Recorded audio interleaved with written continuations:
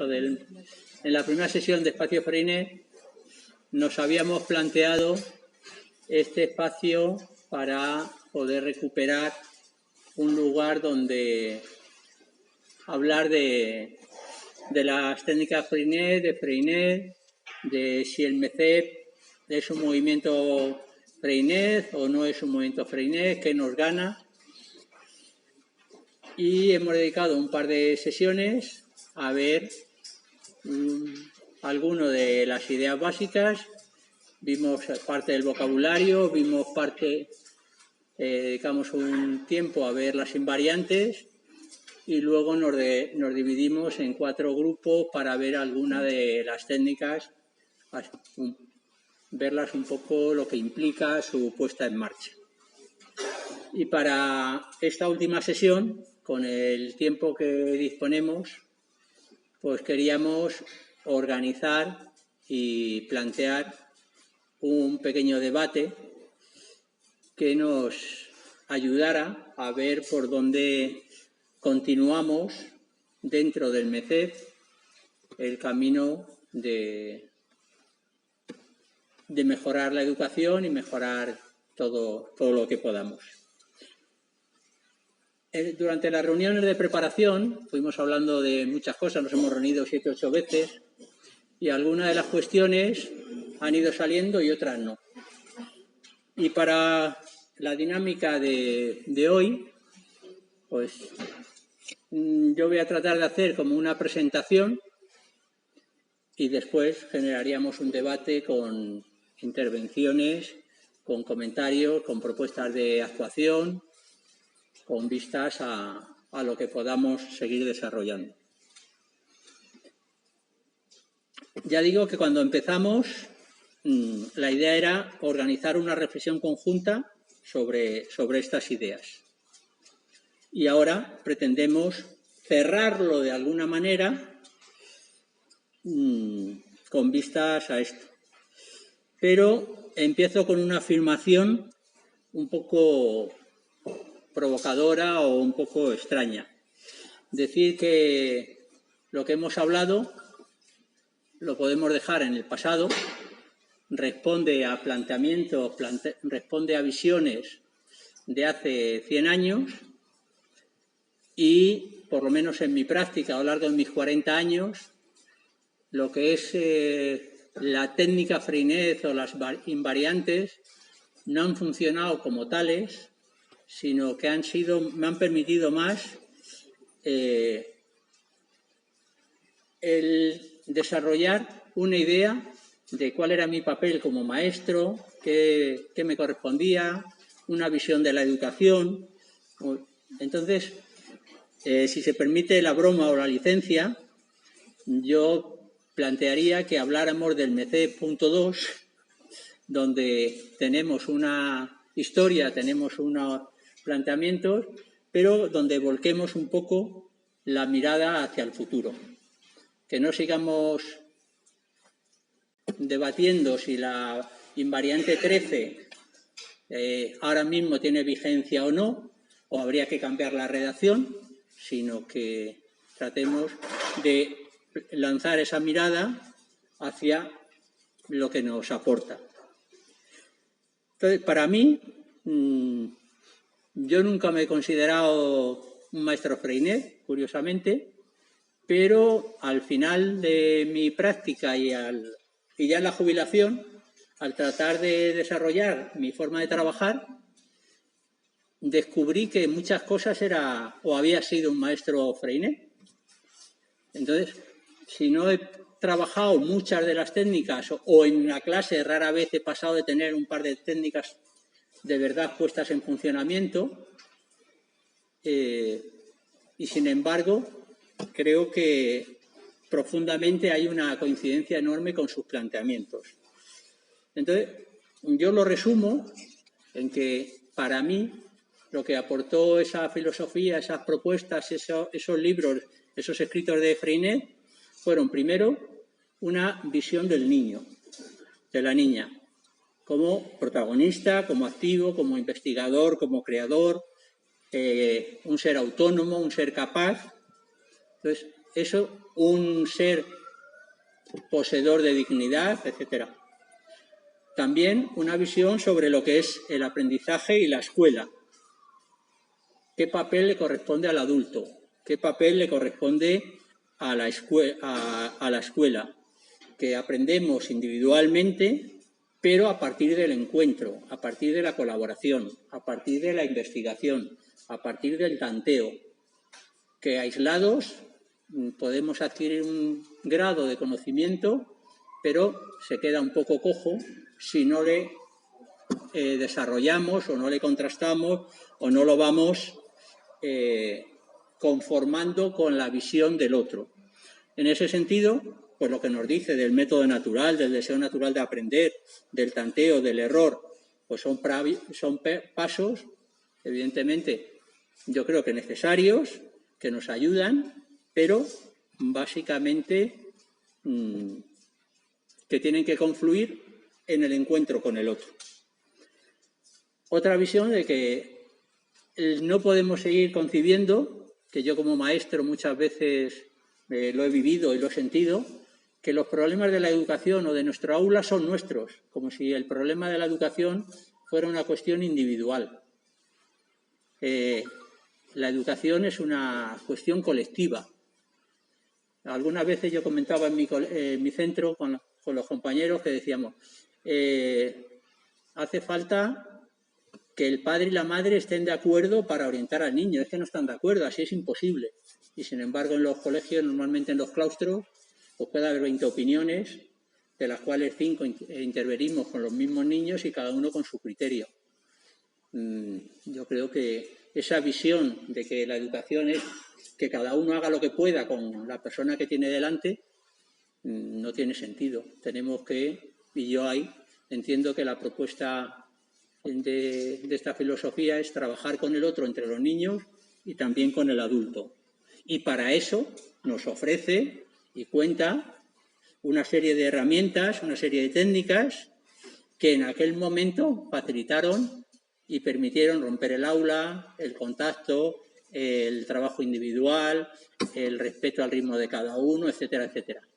Pero que esa realidad de hace 100 años, pues ahora mismo es muy diferente. Entonces, esas técnicas nos ofrecen posibilidades, pero hay que entenderlas en un sentido más amplio y con un cierto proceso de anularlas y superarlas. Él planteaba, por ejemplo, deshacer o anular los muros del aula, que la vida no se podía limitar a las 4 paredes. Pues evidentemente, y él plantea las técnicas de la correspondencia, de la investigación, de todo lo que conocemos. Pues ahora mismo tenemos un mundo, un amplio abanico de posibilidades a nuestra disposición para ampliar esa ventana y llegar hasta el otro punto, con inmediatez, con contacto, con posibilidad de intercambio mucho más continuado y profundo, etcétera, etcétera. También a mí me queda una idea de la propia formación del maestro. En esta misma línea, los maestros, maestras nos formamos igual. No podemos pensar que los maestros, maestras es algo que una tarea individual donde cada cual trabajamos, estudiamos, aprendemos y hacemos lo que podemos. Necesitamos el contraste, el debate, la experiencia, la riqueza que aporta el diálogo con los compañeros del claustro o ahora mismo con los compañeros del MECES o de la comunidad, etcétera. Que los adultos también necesitamos y construimos, valga la expresión, de la misma manera el conocimiento. No nos vale la voz de un experto que nos dice esto es así y lo asumimos. Si fuera así, el que hablara más fuerte, tuviera más poder de persuasión, pues habría resuelto el tema del magisterio y la gran diversidad de opiniones. No, el desarrollo del aprendizaje se va dando en función de las experiencias previas, en función de todo lo que nos acontece. Pues todo eso también en los adultos, en los profes y en las profas se produce. Y por último, por no ser exhaustivo, pues la necesidad también de ampliar la visión de nuestra intervención educativa en la escuela a una manera de intervenir algo más allá de la escuela, en lo social, en lo comunitario, en lo político. Entonces, esta síntesis o este resumen rápido de perspectivas a mí me resultan más convincentes y más motivadoras ahora mismo de si la invariante 16 la cumplo o no la cumplo. Creo que en las invariantes él hace una descripción de lo que él entendía en ese momento, detalles de la convivencia, pero que ahora mismo a mí me parece más interesante seguir profundizando en esta dirección si compartimos estas ideas y estas visiones, sin centrarnos tanto si esta técnica es de texto libre o esta técnica de creatividad, de expresión escrita es de Rodari, y lo de Rodari por hacer binomio fantástico ya es texto libre, no es texto libre. Podríamos discutir mucho en ese sentido de la motivación del pasado, pero yo creo que nos detraería de dedicar tiempo a lo importante. ¿Qué es lo que buscamos? Favorecer la expresión, favorecer la comunicación, favorecer la creatividad. Si tengo claro ese tipo de cosas, me puede ayudar a ver si esta innovación, este enfoque diferente, encaja con todo lo anterior o no. Si choca con uno, ahí la clásica distinción de hay que investigar y limitamos la investigación a la investigación del medio. No puede ser.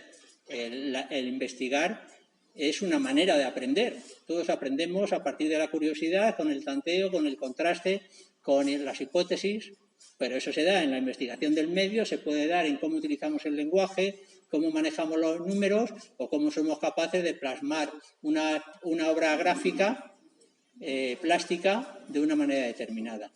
Entonces, el entender que la investigación es algo que se concreta, que se cierra en la investigación del entorno socionatural, pues yo creo que es una visión como que no nos permite, que nos cierra más que abrirnos. Que si tenemos claro que ese es el sistema de aprendizaje y ese camino, nos sirve para todo. Que igual que investigamos los animales, en un momento dado podemos investigar cómo usamos las palabras, para qué, cómo las juntamos, si son más eficaces o no. A partir de aquí, pues yo creo que yo he sentido que sí que podemos plantearnos un trabajo en base a esta filosofía o esta percepción, más o menos frenético, pero que necesitamos algunas cuestiones que, utilizando una expresión de un libro que publicó, creo que fue Ecologistas en Acción, de cambiar las gafas de mirar el mundo. Ahora mismo no podemos mirar el mundo igual que hace 20 años. Es totalmente diferente. Y en ese mirar, y en ese reflexionar, uno de los elementos primeros es incluso pensar en el sentido de las palabras, que las palabras llevan mucha carga ideológica detrás. Y las palabras nos permiten construir un discurso, pero muchos de los aprendizajes se transmiten de forma inconsciente. Entonces, cuando utilizamos, digamos, metáforas o buscamos ejemplos, pues estamos proyectando un montón de cosas. El otro día leía esta idea en que planteaba cómo nos imaginamos un diálogo, una metáfora de qué es un diálogo. Y planteaba, uno lo pueden ver como una especie de enfrentamiento, a ver quién se lleva la razón, a ver quién gana, como un combate. Si yo interpreto que el diálogo, el debate político, es un enfrentamiento a ver quién gana, pues estoy no construyendo algo con él, sino contra. Estoy buscando una toma de partido, estoy buscando... En cambio, si en vez de concebirlo como un combate, se concibiera como una danza, como un baile, automáticamente cambiaría toda la percepción. Ya no me lucho con nadie, lo hago con el otro. Y voy a buscar la manera de establecer contacto, de comunicarme, de fluir con el otro. Ya no es a ver quién gana, sino a ver cómo ganamos los dos. Y de alguna manera esto nos lo han ido metiendo desde pequeñitos. Entonces, en este mirar, una parte nuestra tendría que ser reflexionar sobre estas cuestiones. Y lo mismo pasa, pues como entendemos la educación. El adulto enseña al niño. El magisterio es una acción individual, cada cual en su aula o todos juntos. Que en muchas maneras, en muchos momentos, ese inconsciente que se ha transmitido a través del lenguaje, socialmente y sobre todo en el medio de comunicación, en imágenes, cuando se dice un aula, la gran mayoría de las veces son mesas y sillas ordenadas de una en una mirando al frente. Y eso pues sigue transmitiendo, aunque sea un sentir y unas ideas de educación, donde no hay diálogo, no hay colaboración, no hay cooperación, sino que hay una espera pasiva. Entonces, el empezar a mirar nos llevaría a esta reflexión sobre el lenguaje.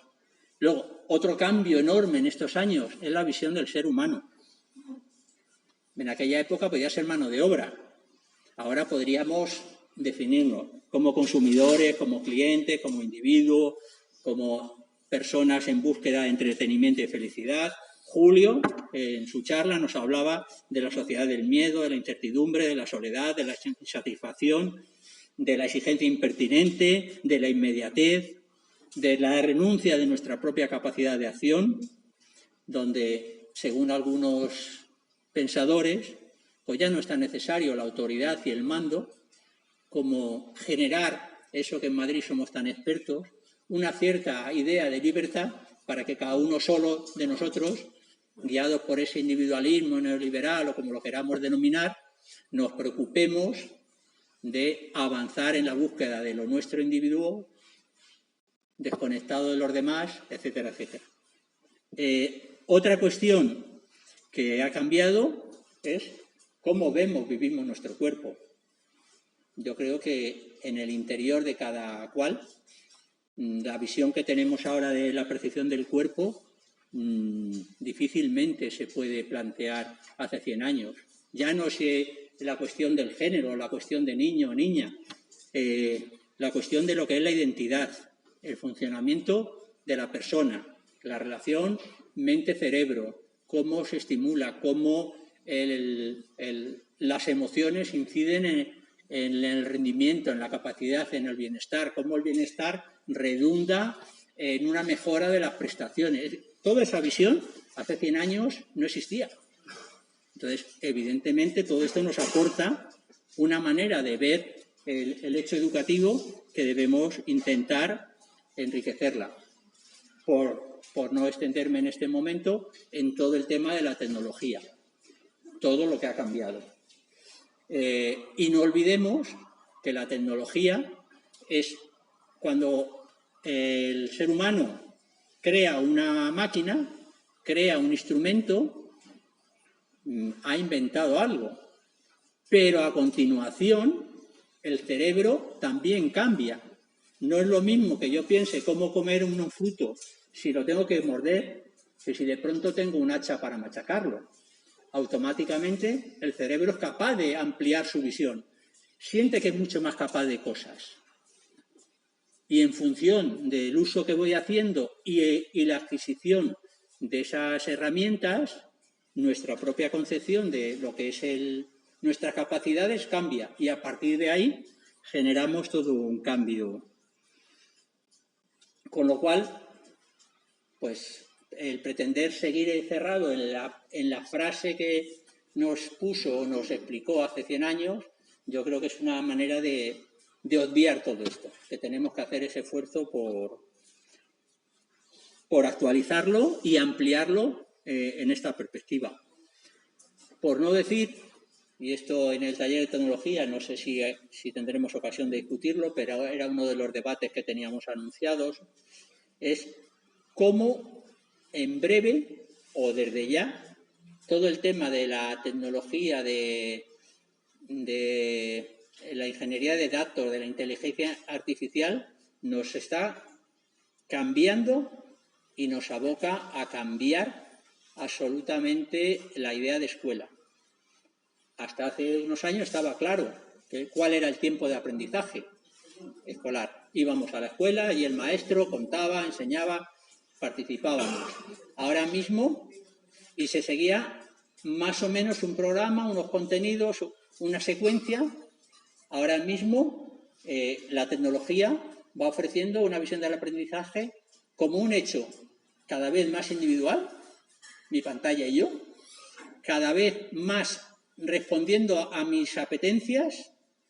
Pues yo quiero aprender guitarra, yo quiero aprender inglés, yo quiero aprender, donde una inteligencia artificial me va estableciendo unos pasos que en principio son los mismos para todos, porque la ingeniería de datos, el análisis de datos, ha demostrado que es lo más eficaz, con lo cual las diferencias individuales, las maneras de ser, de pensar, tienden a diluirse, y en esa medida, cada vez más, el tiempo educativo de la escuela y lo que se aprende fuera, pues hay gente que plantea que el aprendizaje de los datos y de ciertas cosas, pues las clases invertidas, donde el niño lo aprende en casa con la máquina y el aula, el tiempo escolar, lo dedicamos a debates, actividades, que nos va a cambiar en breve, pero no es ahora mismo en nuestra realidad, pero hacia allá van hacia eso camina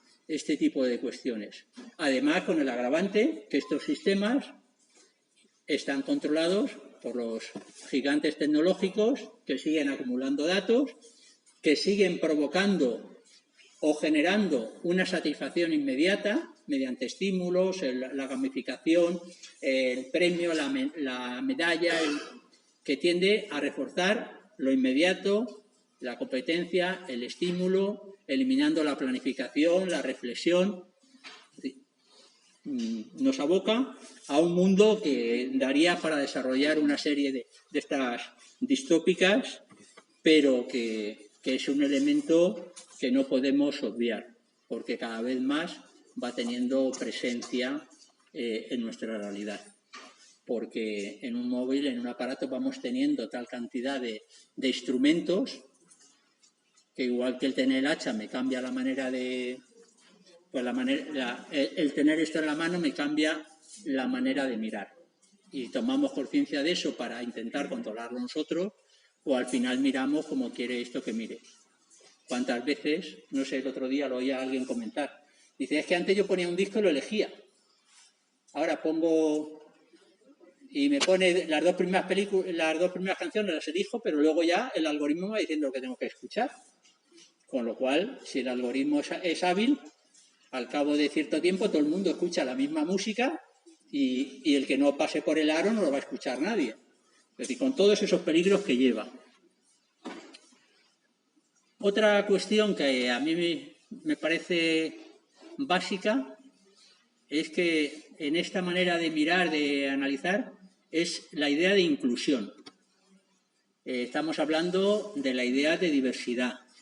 Empezamos a hablar de niño, niña, de coeducación, de diversidad, de género, de capacidades, de rendimiento, pero en un primero se hacía desde una perspectiva, digamos, binaria, hombre-mujer, capaz, incapaz, listo, torpe, podemos dejarla ahí, rico, pobre, capacitado, incapacitado, nativo, integrante, ético, inmigrante. Entonces, hay veces que incluso aunque estemos hablando de que hay que manejar esta diversidad y combatirla, sin embargo, el marco que subyace es diversidad como lo que no es normal. Con lo cual, de alguna manera, en nuestro interior lo que sobrevuela es que hay unas cosas que son más normales que otras. Entonces, bueno, pues habrá que plantearse que esa cuestión merece un seguir avanzando, reflexionando, y una de las alternativas pues podría ser esa cuestión de la inclusión, pero no porque juzguemos, sino desde la tolerancia.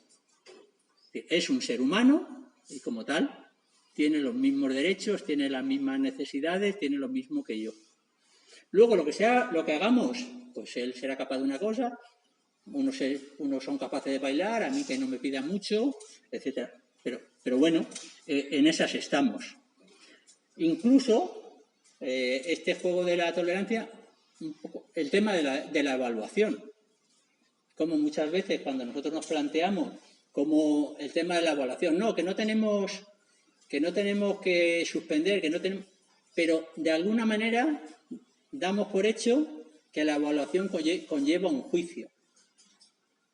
Si seguimos manejando la evaluación como la capacidad o la posibilidad de que uno juzgue lo que hace el otro, a mí me sigue mereciendo una reflexión, porque es necesario saber dónde estamos para seguir interviniendo, pero el que esté aquí o aquí, pues bueno, pues se trata de tratar de conocernos para eso, conocernos, cuidarnos, aceptarnos, apoyarnos, pero tratando de, desde esa tolerancia y ese conocimiento mutuo, el bienestar común, y no seguir centrando en ese bienestar individual o en esa visión de que cada uno más o menos se las apañe. Pues lo mismo, la manera de vivirlas, de sentirlas, pues ha cambiado. No es necesario que lo desarrolle, porque la vivencia pues de nuestros padres, nuestros abuelos, de cómo vivían la idea de pareja, la idea de familia, la idea de comunidad, es tan diferente que cae por su... En esta reflexión o en este cambio, pues como decía Julio, incidir en la importancia del cuidado, del apoyo mutuo y demás. Y, como ese día, para mí fue un día en el cual tuvimos la suerte de tener, no olvidar nunca, como decía Pamela, que en toda relación estamos en esta situación, que salvo hay uno que domina y uno que está abajo.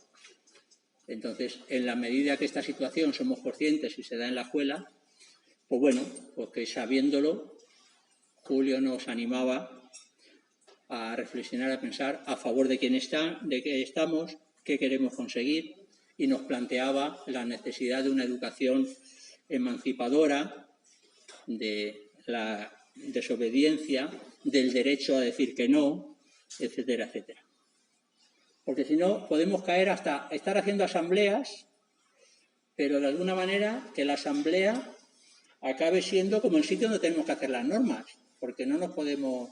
Y la norma acaba apareciendo como algo de obligado cumplimiento, como algo que necesitamos las personas y los grupos para prevenir que haya conflictos, en vez de pensar que las normas aparecerán para resolver conflictos cuando las necesitemos, y no son normas inmutables, sino que son normas que van evolucionando para satisfacer nuestras necesidades, nuestros conflictos, no porque el valor de la norma está ahí, que pasó, ya teníamos los mandamientos. Entonces, ¿cómo inconscientemente podemos estar cayendo en ese juego? Y creo que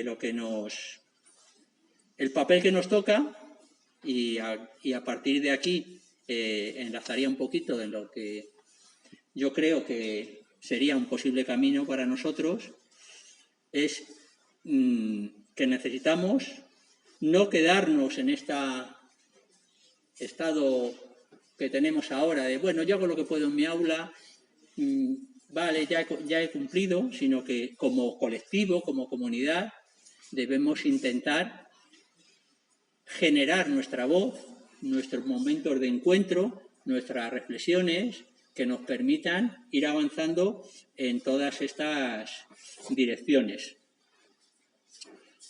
Entonces, en el MECEF, en el espacio Freinet, pues creo que lo que nos toca es abrir la mirada hacia el futuro, encontrando tiempos, herramientas, maneras de hacer, maneras de estar, para que la educación, el encuentro, el aprendizaje se produzca en función del momento individual de cada uno y en base a la actividad y el contacto con los otros. necesitamos hacer cosas colectivas, generando el debate para que dentro del imaginario, como decía antes, el aula es esto, pues intentamos que el niño se sienta como diciendo, yo soy capaz, yo quiero hacer, yo quiero aprender, en contraste con el otro que llega al aula porque su vivencia de la escuela es pasiva, a esperar a ver qué ocurre. Entonces, ese generar dinámicas de protagonismo para transformar, algo así decía, con estas palabras lo decía Julio, creo que es una de las tareas que como colectivo nos corresponde seguir avanzando en esta dirección. Sin olvidar, pues, todo esta cuestión de las relaciones, de los sentires, del apoyo mutuo, no como una acción, sino como la esencia de una verdadera relación, como la manera o el núcleo o el germen de cualquier convivencia. Y como decía Regina cuando intervino al final, en cuanto la palabra genera conocimiento, genera emoción, genera pensamiento y proyectos colectivos, pues eso, que como MECED nos toca aprovecharla y seguir buscando espacios, sea este espacio Freinet o sea otro, seguir juntándonos, seguir modificando nuestros congresos, nuestros encuentros, nuestra cauce de comunicación para que todos en colectivo podamos seguir analizando, reflexionando, proponiendo, porque lo que no tiene nombre difícilmente se dice que no existe, pero difícilmente avanzamos hacia ello. Solamente el poner palabra a esos sentires, a esas utopías, a esas distintas realidades, pues nos favorece el poder avanzar en esa dirección. Y aquí, curiosamente, hasta que terminen de machacarnos las tecnologías, creo, o cuando estábamos preparando el espacio Freinet, descubrimos que es una herramienta que todavía no sustituye no a la riqueza y a la emoción del encuentro personal, pero entre estar aislados y no verte o verte a través de una pantalla cada cierto tiempo, creo que en este momento puede ser una herramienta potente para que dentro del colectivo podamos ir intercambiando. En su época era la correspondencia, las propuestas, el trabajo de los seminarios, pues ahora nos permitiría el encuentro en función de eso, de las apetencias, de las necesidades, de los sentires, sin importar si estoy en el taller de 08, en el taller de coeducación o en el taller de más 12. Entonces, este es un poco como la idea que cuando empezamos a reunirnos para el espacio Freinet 8, pues algunos teníamos, y del fruto de esas intervención a lo largo de 8 o 10 reuniones, no sé cuánto fueran, más el congreso, pues como que lo queríamos plantear un poco como inicio para que generara ahora un rato de debate, de propuestas, de visiones que nos permitan seguir por hacer, enlazando, tomando la palabra para generar algo que beneficie al colectivo. Y hasta aquí la introducción. Y ahora ya, pues turno de intervenciones.